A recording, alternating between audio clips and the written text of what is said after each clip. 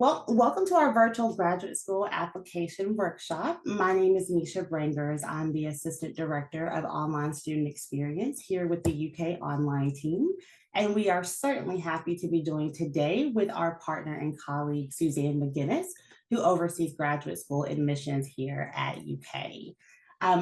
We definitely have a lot to cover today, and a lot of you are joining us because you're really interested in the process to apply to graduate school. And she and I want to make sure that we hit all the pain points, all the challenges, and all the barriers that you all may face along the way. So, Suzanne and I talked to a lot of students that likely face a lot of the unique challenges that you all do as well. So, it's always really exciting to see a little bit more about our audience when we talk to students and prospective students. So, the first thing I'm going to do is I'm going to pop a quick poll in our chat. In this poll, we just want to learn a little bit more about what brings you here today. How long has it been since you've been out of school? One thing that you will quickly see about our team is that we are super engaging. So we want you to use your reaction buttons if you want to, post in the chat, respond to the different polls. It's really helpful on a lot of different levels. But again, it just lets us know where you guys are coming from and what we can do and address throughout the session. So again, I'll give you guys just a quick second to fill that out. I see a lot of you all engaging with the survey already, so thank you. All right, so far, oh, it's kind of even. It looks like we have about 50% has been out of college for about 5 years. It looks like about 20% has been out of school for about 10 years. Totally makes sense. And we have a lot of current undergraduate students joining us here as well. So that is super exciting and promising to see. So one thing I want to do is I want to start off by first thanking you all for being here and also congratulating you all for being here. I have worked with adult learners and especially online learners for a really, really long time. And I understand that today a lot of you are joining us from lots of different places and states and countries, but also you wear a lot of different hats. Adult learners have a lot of different challenges that are really unique to just being an adult and trying to thrive in this world that we are existing in today. So simply making the decision to be here, whether you started the application or just looking into those different options, is a significant win. And we're definitely glad that you took that first step to be here. So just taking a quick peek here at the survey, it looks like it's even. I'd say about average, maybe 10 years, people have been out. A lot of people have been out for over 10 years. Exciting. The couple other polls that we have throughout the session will also be really telling in terms of what we're seeing already in the results. So that's exciting. All right. So one thing that I want to talk to you all about specifically is what that looks like in the adult learning space. One thing that is very, very common in graduate education is the need to make decisions that are actually going to impact you.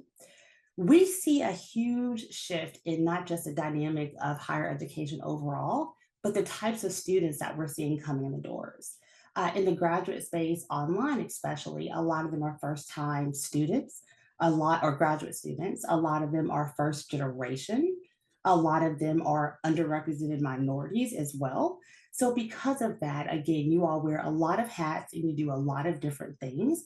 So, those challenges that we have to overcome to help you all cross the threshold looks a lot different, especially with the trajectory of what's coming up in higher education. How we get you that information, how we communicate, and how you can engage with the university is a huge, huge deal. What you'll see here in this slide is that most of our students are just at a very pivotal transitional point in life where something has to change. Maybe they waited to go to graduate school until they needed to. Maybe they got into the workforce after undergrad and realized it wasn't the best fit. They want to refine their skills. All of these different things play a significant factor into you all just making the decision to pursue graduate education. On our end, we want to make sure that not only we're giving you programs that make sense, but that we are giving you that information in a very flexible manner as well. Again, a lot of you guys are on lunch breaks. A lot of you guys are maybe deployed. You're with parents. You're doing a lot of different things. So getting it to you quick and giving it to you meaningful is really important. Just checking the chat here real quick, making sure we're good there. All right. Another thing that I want to talk to you all about is what we are seeing in terms of where graduate students are. It's really interesting to tell you all, but a lot of people spend about a year figuring it out. A lot of the perceptions is, oh, I just wake up and want to go to graduate school. That's not always the case. Sometimes life has to happen for you to get to that point. Another thing that we see in a lot of the surveys and studies that I read is that people spend more time searching than they do applying. So there's a lot of options, competitions everywhere, but making that next step across that application is sometimes not as easy. Social media, a lot of people, especially underrepresented populations and our adult learners, get that information about college processes from social media. So again, just making sure that we're definitely tailoring that experience to the graduate population is super helpful in getting you all across the finish line. So before we get into our next section, I want to just give one more quick survey. Because this is very specific to our graduate application process, I want to make sure that we can actually hear back from you all in terms of what these challenges are looking like when you are going to apply. What are you finding is the biggest challenge? So I'm going to go ahead again and launch this one. Let me know when you all can see it. Very interesting, early things coming in. Okay. And these options, as you all read through them, are real life pitfalls. A lot of times, these challenges are things that can be overcome if you know what you're looking for. So, one of these things that you see here is finding information. When you're on the website or you're looking for programs, are you able to find the answers? If you're on the website, are you seeing conflicting application deadlines or admissions requirements? All these different types of barriers and confusions can be a barrier in itself. We certainly understand that. Sometimes as adult learners, finding time to just complete the process is a barrier. I myself have been a first generation student, and I understand and some of that stress that comes with it. And sometimes just mentally wrapping yourself around that can be really hard in itself. It looks like based off the result, a lot of people are finding difficulty and completing the process. Totally understand that. Finding the information that people need, absolutely. Ah, early winner here, personal statements and letters of recommendation. For you all, you will be super excited to know that we are going to hit both of those subjects really hard because that is probably one of the top barriers that we see in the graduate space is people not understanding what's necessary, if it applies to them. And again, you don't know what you don't know. So we will definitely be getting into that here really soon. Awesome. Thank you again so much for so much engagement. All right. Well, I'm going to go ahead and in my area of this and in the poll here now that we have the results. And Suzanne McGinnis is going to take over to really drill in the nuts and bolts of the application process and hit home a lot of these different pain points that you all see. Thanks, Misha, and thanks for getting us started and getting us rolling with this conversation. This is a really good conversation to have right now. Thank you, everyone, for participating. I see people from all across the globe, and it's wonderful to have you this afternoon in Kentucky and whatever time it may be where you are. So as Misha brought us down to what are those pain points with the application process and what you really need to think about within that, um, we also talked a little bit about how much time people spend figuring out which institution that they might apply to. And this is critical. You need to know where you want to go and if they have the programs that match what you want to do.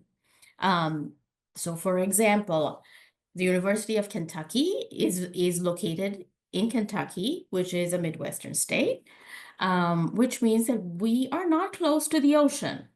So if you asked the University of Kentucky if we have a program in marine biology, especially in oceanography, that would be something that we don't offer. Whereas pretty much everything else we do. So you need to know if your interest and what the offerings of the university do have a match. And from there, you need to find out also what are the requirements to apply to that university? What are the requirements for that specific program that you might be interested in? And what are the specific details that they might be looking for about you, and what can you provide to them that would help them see you as a potential candidate to be in their degree program. I often say that this is a little bit like trying to find a life partner. The program is looking for a student who is going to be a good match and a good fit in their program with all of their faculty and all their other students, and with the research that is going on in the program. Whereas you, as a student, are looking for a place that is going to help you become successful through your career. So you need to look at it from that lens of being, is this the right place for me? And does it offer what I need? As well as providing your best foot and your best argument that you are a good candidate for that program. So we have a slide up right now about things to think about. And the left side talks about minimum requirements. These are the bare minimum requirements to be admitted to the graduate school. For graduate admission to any program, you have to be admitted to both the graduate school and the program. So these are the requirements you're seeing for admission to the graduate school. Those are the minimum requirements. And many programs look to have that, look for students who have better GPAs than this, or very specific skills, or a specific profile of their academic history. So for example, a program may require a minimum undergraduate GPA of a 3, a 3.2, or a 3.5 on a 4.0 scale. We're always looking at things on a 4.0 scale. So I see that we have a number of people from countries where sometimes a 5.0 scale is used. So one of the things you can do is to go and do a calculation to see what your GPA on a 5.0 might look like on a 4.0 scale. And we have a handy dandy little reference that you can use to try to calculate your own GPA. We'll try and put that in the chat for you in a little while. So that's one of the things you can do to see where you stand. Knowing where you stand is your first step. From there, you can check if you meet those minimum qualifications. Once you know that, you can ensure that you have all the materials you need to apply. Now, those change depending on the program. Some programs may require that you provide a personal statement, certain types of recommendation letters, or even a writing sample. And that can also change by the type of program. For example, if you are applying to one of the more science-based programs, say you're applying to something very much research-based, like biochemistry or something like that, your writing sample is going to be something that has shown your writing of some research that you have done. How can you present the work that you have done in an academic setting in your writing? That's what they are looking for in your writing sample. But if you're applying to a program, say something like creative writing, and they are very specific about the types of writing they want to see. For example, they want to see some original work from you. Have you ever written a poem? Could you upload that? So you want to make sure that you know what type of material they're looking for. What exactly are they wanting to see from you? So how do you get at this? Well, for us, Each of our pages has their, each of our programs rather, has their own page, which specifies all that information, what their requirements are for application, as well as those deadlines.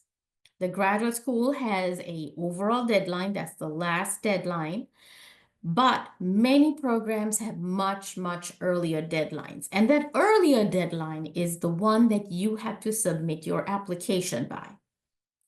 So first steps first, figure out where you stand. Do you meet the minimums? Figure out which program you're applying to, and collect all those materials that are related to that program and the types of information that they are asking for.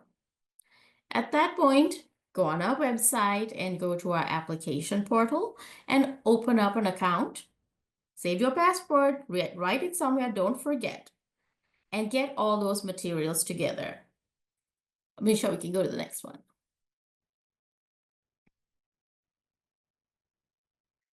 So things to consider, and this one is very specifically about letters of recommendation. So when you're thinking about who's you're going to ask to write a recommendation, it's not going to be someone who is a great friend of yours, or a relative, or perhaps even a pastor.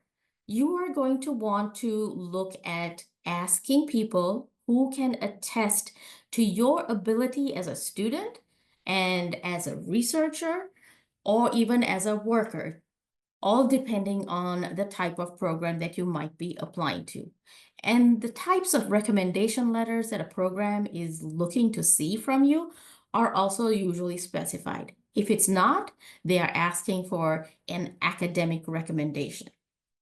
An academic recommendation letter comes from someone who has been a professor, someone you have worked with in an academic setting, someone who taught a class or multiple classes that you took, or someone who was your advisor in a past program.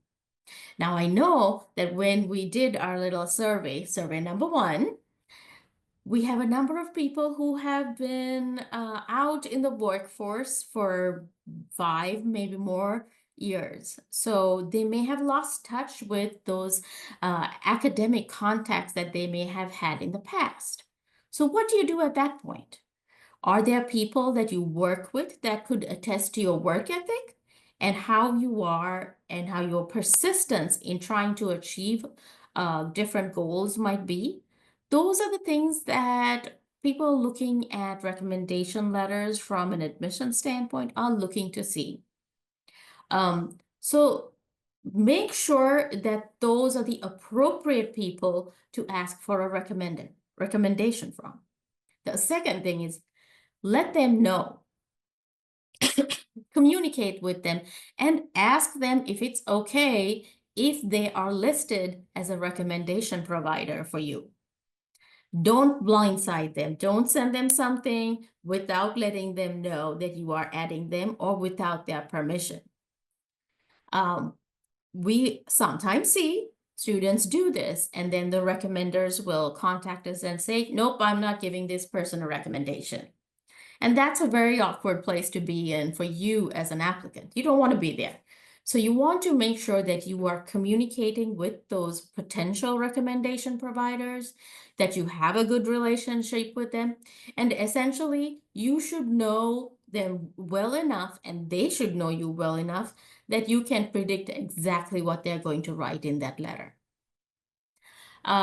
So you make sure you nurture that relationship with that recommendation provider so that you are going to get a stellar recommendation.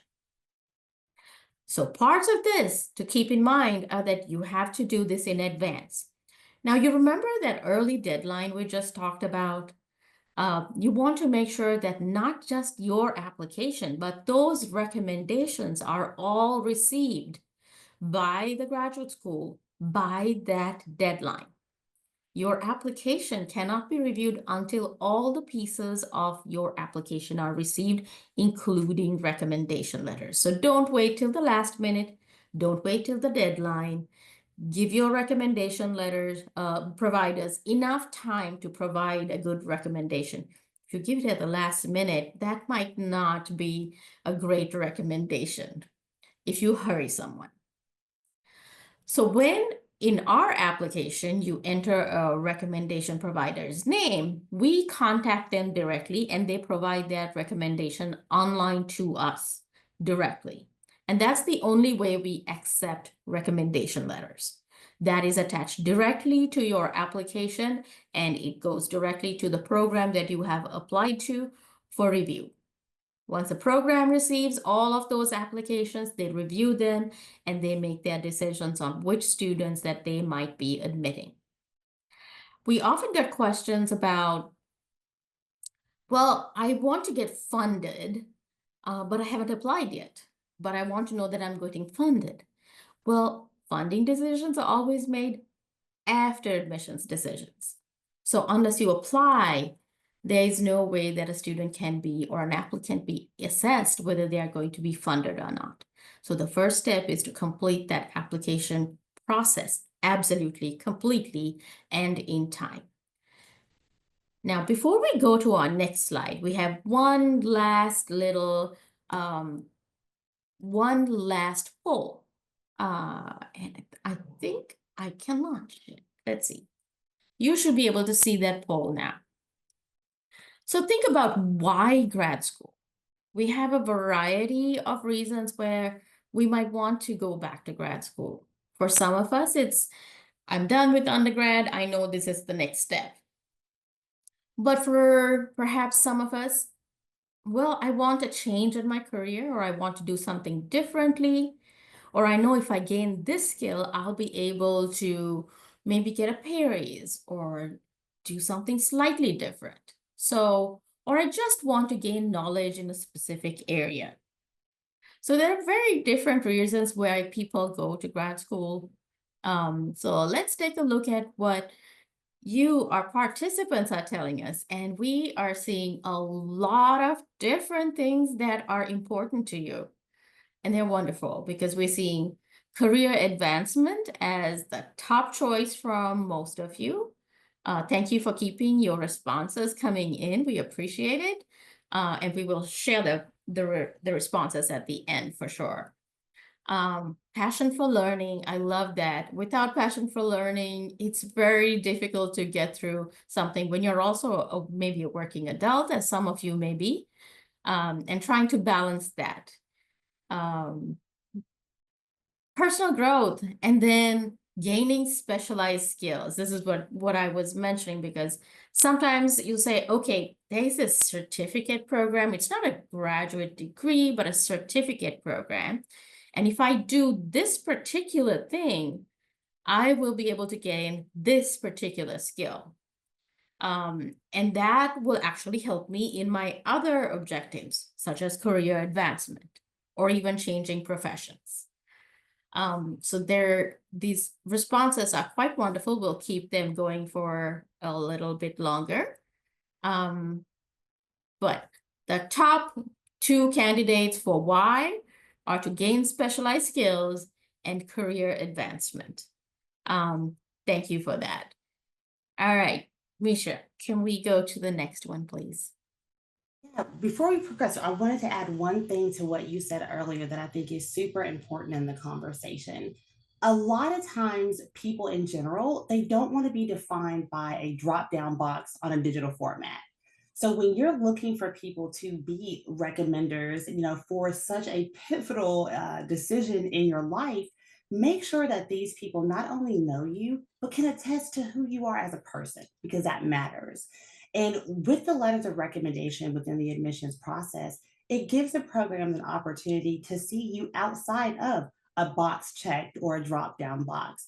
And it just gives a more holistic experience overall for the reviewer and for you as well.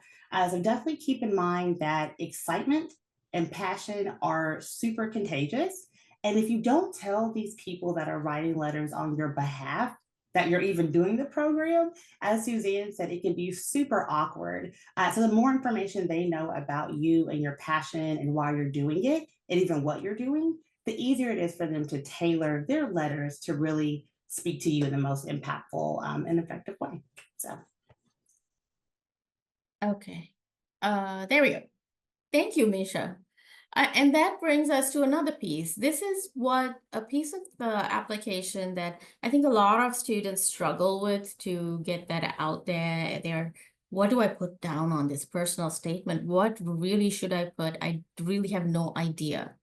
Um, and some programs have very specific things that they are looking for. And again, that goes back to making sure that you've read through each program's page, a program website, and done your research before you get to the application process. You need to know all that information so that you can provide a good document that will reflect not just the fact that you have done your research, but also you will be able to tailor the information you are providing to that program. So make sure you read those directions and make sure that you are aware of what they are asking for, researching the program, all of this. And tell the truth. Who are you? Why are you here? Where do you want to go from here? We talked about motivation for grad school. You want to gain specialized skill? What skill is that? How will this program help you gain that skill? And how will that help you in that other piece we talked about, the career advancement piece? So take all those goals we talked about. I'm going to share the results of our a poll so you can all see that.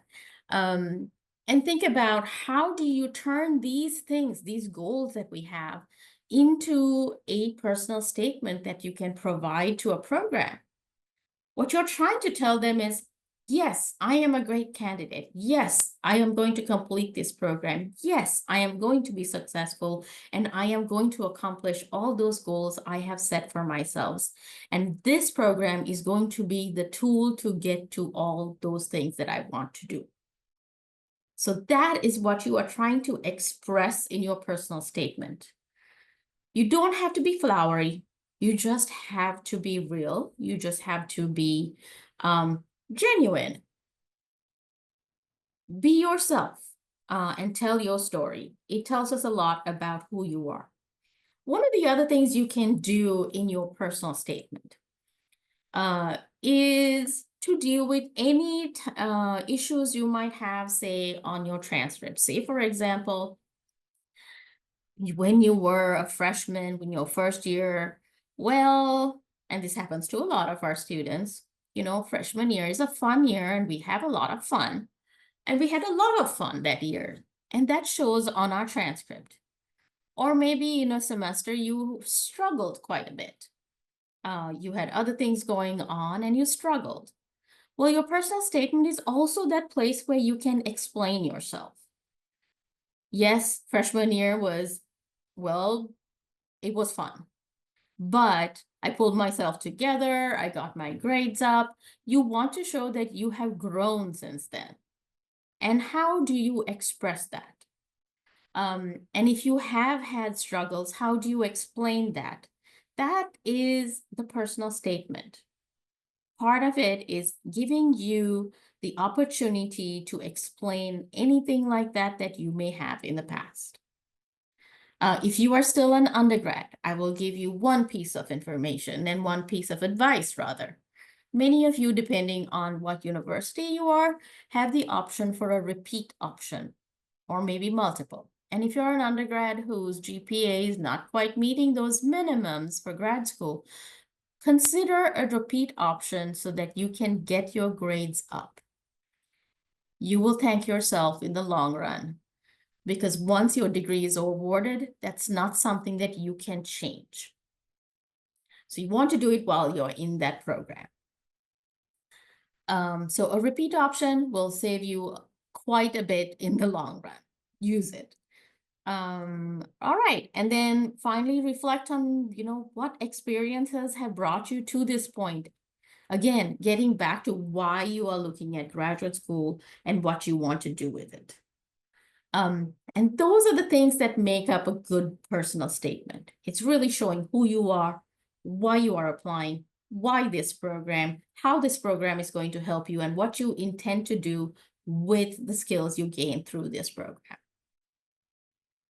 And with that, I'm going to hand it back to Misha All right, I couldn't get my thing off mute. Hi, Suzanne. Thank you so much for that. And again, thank you so much for going through such important parts of that application process. As Suzanne said, it's a very smooth transition over to my area of expertise, which is online education. As I shared with you all earlier, with my role being the Assistant Director of Online Student Experience, my job is really to help create these different meaningful opportunities and experiences, just like we're doing today, to make sure that our fully online students are not only represented, but the needs that you all have and the uniqueness in that is also represented. So with UK Online, a lot of the students that we work with are literally in the same positions that you all are telling us about in the chat. We have over 100 different fully online programs in the undergraduate space and graduate space. But most of our programs are going to be the 30 master's degrees that we have, the 9 doctorate degrees that we have, and I want to say over 40 different graduate certificates. So, as we talked about earlier, with the landscape of higher education changing, not only are people demanding flexibility in how they connect, but also how they learn. So it was really important for me today to make sure that I was able to share some different online options with you all after Suzanne had an opportunity to talk about the application components, mainly because the top question that I get almost daily is there a separate application or admissions process for your online programs? That is not the case. Um, Everything that Suzanne said that applies to an in-person student absolutely applies to you all as well. There's nothing that we talked about or will talk about that isn't applicable to you. So keep that in mind, when you are looking at some different options, if that flexibility is something that you're needing, or you just want to learn in a different capacity, we are here to definitely support that. On the slideshow now, you'll see a QR code. If you haven't had an opportunity to check out the UK Online website, I definitely encourage you all to do that. It's super easy to navigate. You're able to hop in the search, look for masters or whichever program level that you're looking for. And on every single online page, we have application deadlines, we have a general overview. So you're not going to be lost in the sauce. You will definitely be able to understand what that process is. Letters of recommendation, personal statements certainly apply to many of our programs as well. But mainly, we have a blog on this very UK Online website. On that blog is a plethora of resources from GRE prep to what can I do with this specific degree to what's the landscape of online learning looking like. So if you're ever interested in just what it means to be a fully online student, the different resources here at UK to support your needs, you can always go to our UK Online website and all of those will be listed.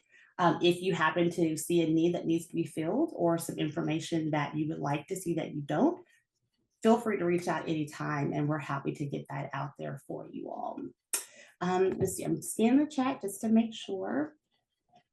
Okay, so we're good there. Now, the next slide that I'm going to show is really just debunking a lot of myths.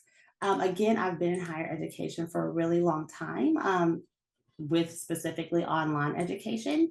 And a lot of times the barriers are things that people assume are the case that aren't always the case.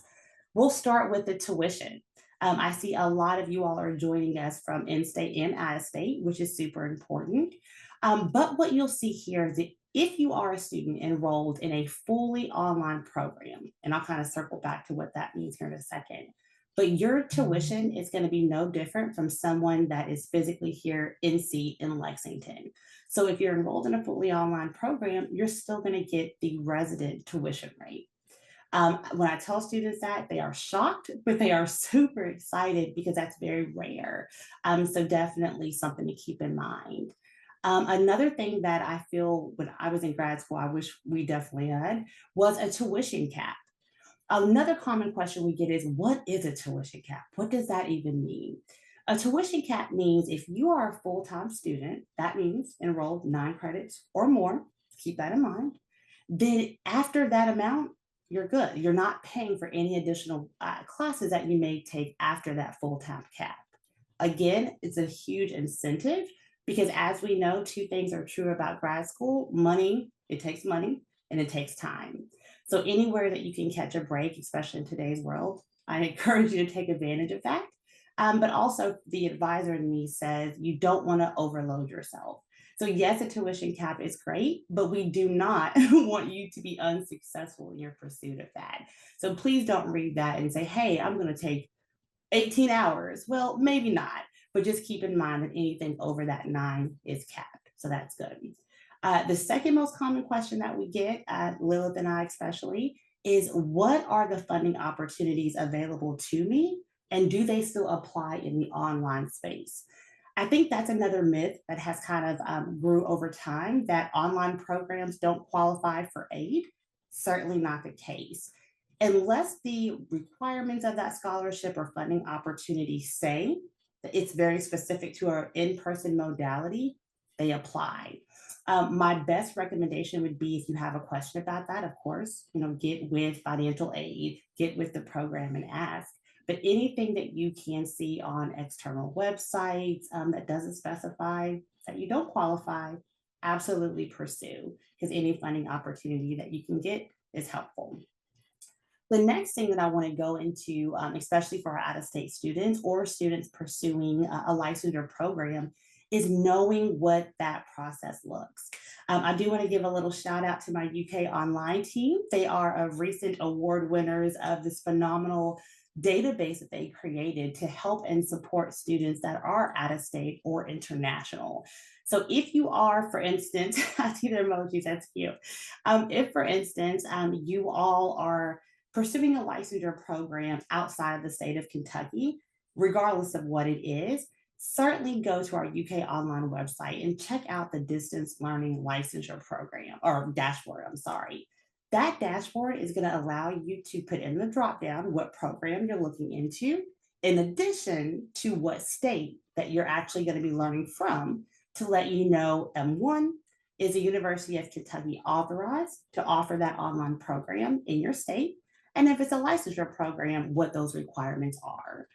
One thing with online education that remains the same everywhere in the world is that there's a lot of rules and regulations around it. So with our dashboard, students are able, or prospective students are able to know in advance what that looks like so they can best prepare for that.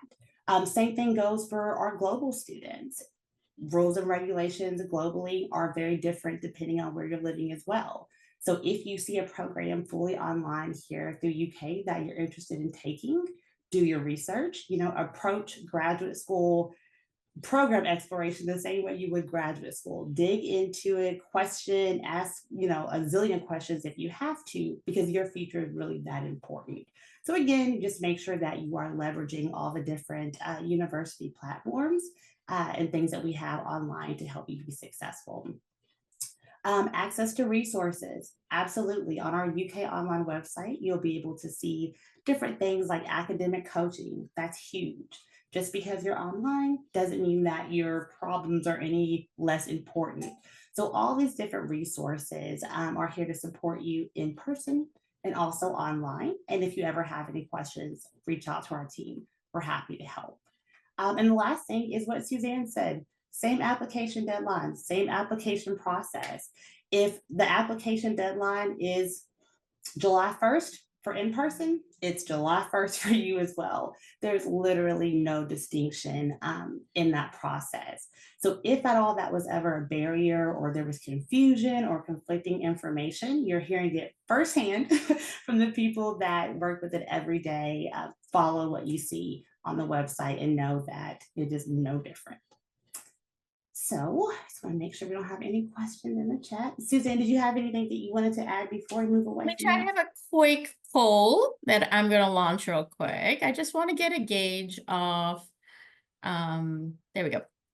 How many of you are interested in an on-campus program versus an online program, and get a gauge of where that information and how you're going to be able to use it.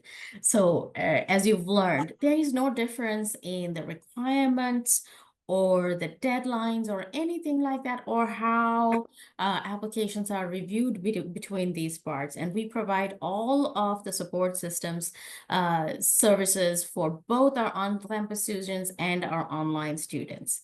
And a lot of those you can find on our blog, and Misha actually puts a lot of information on there. So I really recommend, regardless of what type of program you are interested in, to visit that blog because she does a fantastic job. I do see the results in the chat. Okay, awesome. It's good to see that. It's a lot of engagement going on. I love it. All right. So let me go ahead and just give some big picture takeaways. I always tell people these are the things that I would share with someone that just says, Misha, give me a quick spill about what's really important, right? About today's session or the graduate school process overall. One thing, keep a good timeline. A lot of things that I tell, like my mentees, for instance, is procrastination happens even with the best intent. I know myself when I was going through the graduate school process, it's not maybe that you don't want to finish it, maybe you just don't have time, especially with what we see in the online learning landscape. A lot of us are overworked. We don't have a lot of free time. And sometimes it does take that intentionality in putting things on calendars and talking with admissions and making sure that you are fully aware of what you're needing and when you need it. As Suzanne did an amazing job talking about researching the program requirements, there are tons of resources. If you get emails, don't just assume, oh, it doesn't apply to me. Read it, check it out, click around on the different links, because a lot of these common questions can be answered just by checking out some different resources that we may be able to provide. Again, as Suzanne said, draft that statement early, because we just kind of tell a little story. I hear all the time from people like, oh, I'm waiting for this one person that I took a class from 10 years ago that I can't find on Facebook to get a hold of my sister so I can get a letter of recommendation. Well, maybe not, right? Because I would ask questions like, well, does that class, like, did it impact you anyway? Is there something like that stood out? Was it like a relationship with the professor that was really inspiring? Sometimes no, it's just a person that they thought was really cool at that stage in life and they want that person's intake. It's very common that that happens. So in these situations, avoid them and make sure that you actually delegate your time to getting the people that can provide the most meaningful impact and can speak to you the best. Don't waste your time on things that is going to take that much time because you really want to make sure that everything gets submitted when it should. Yeah, so again, that next bullet is very reminiscent to what we just talked about. Stay organized, check the portal. That is another thing that people commonly say is, I don't know how to check on the status of whether anything is submitted. Keep in mind, like Suzanne talked about earlier, when you create that application, what do you want to call it? Just the application in the system, make sure that you save that password, save that email address, because all you have to do is log back into the same application system with the same information, and you can easily see where the status of your application is. Letters of recommendation, for instance, as they come in, that information is going to be updated on your portal. So if you ever have any questions about that, don't waste a lot of time stressing. Certainly log in and just see where you're at. Worst case scenario, if you don't see anything, reach out. Ask our teams on how they can, assist you with that information. And the last thing is your questions matter. Ask them. A lot of colleges will say, hey, we can connect with you virtually or via text. Hold them accountable to that. If you have a really busy schedule and you can't make the traditional, time frames, send a quick email and say, hey, could we connect at a different time? Most of the time, you're going to hear them say yes, because it's not just about a name and a number on an application. They really want to connect with people that are passionate about what they do, and they are going to make time for the things that are important, and that's you guys. So any question, whether it's big or small, ask it. Don't spend time stressing over things that we can easily assist with. So yeah, that's all of the big picture takeaways that I have for you all today. Suzanne, before we wrap up and start asking, for any questions, do you have anything that you want to add? So, Misha, you talked about asking questions regardless how big or small they are. Before you ask a question, though, do your research.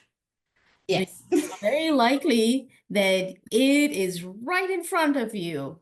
So you want to make sure that you don't look like you haven't done your homework before you ask a question. So make sure you do your research. Look at what all those requirements are. Look at what faculty are in a program and what they're interested in. So I know there's a question in the Q&A about naming a professor in their personal statement if they haven't accepted them.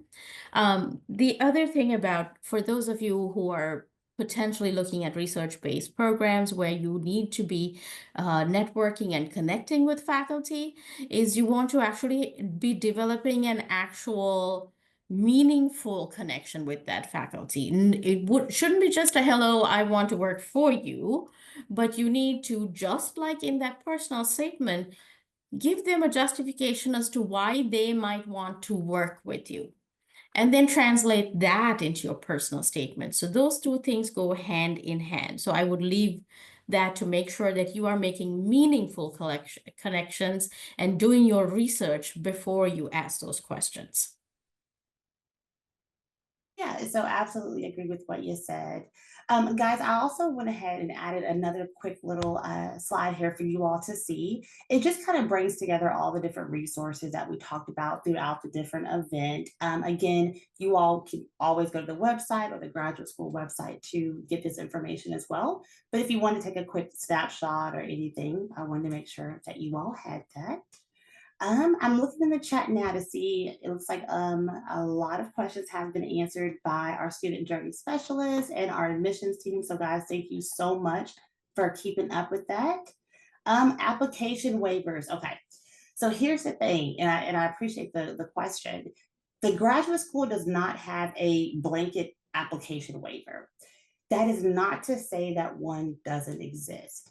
It is always going to be up to the college if that's something that they are going to offer. So I would say again, before you assume, oh, there's nothing that can help me get through that, maybe not. But reach out to the college, ask them, like, hey, I'm thinking about applying to this. Do you all have one? I cannot guarantee what that answer will be because, again, that's between the colleges and that varies across the institution. But I do see that question a lot. So it's not something that graduate school can give you like a code or anything, but it is something that could be potentially offered through the different programs or colleges. Okay, lots of questions. All right. Well, guys, is there any additional things that we can help with? We're looking at the chat now. Like I said, it looks like a lot of the questions are being answered, but I did want to open the floor just to make sure that you have an opportunity to ask about online or anything else with the application process.